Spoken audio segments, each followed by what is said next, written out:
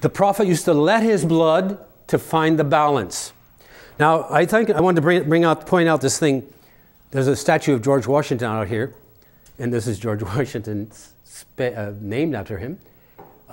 Ironically, if you look at, if you find, and there's a book that has this in it, the notes from the physicians who treated George Washington. Has anyone ever looked at those? Anybody know what I'm referring to, what that's about? You know about that?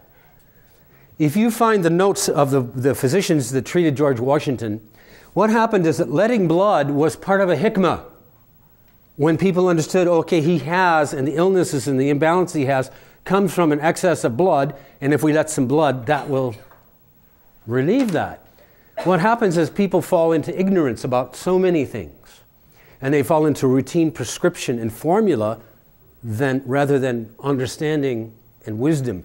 So what happened is the concept and the principles of letting blood to maintain and achieve balance turned into a misunderstanding of letting blood to get the evil, the bad blood out. So if you follow carefully and if you reflect carefully on the notes and follow the day-by-day treatment of George Washington, our first president,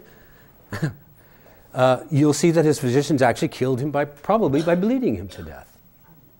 Because every day they did, and the notes, we bled him so much, more pale, weaker. Bled him some more pale, weaker. Bled him some more pale. Bleed him again, poor guy's dead. I mean, it's ironic and kind of awesome to look at that happened and that's in our history. But there's a book called Who is Your Doctor and Why? I didn't put it in my book list.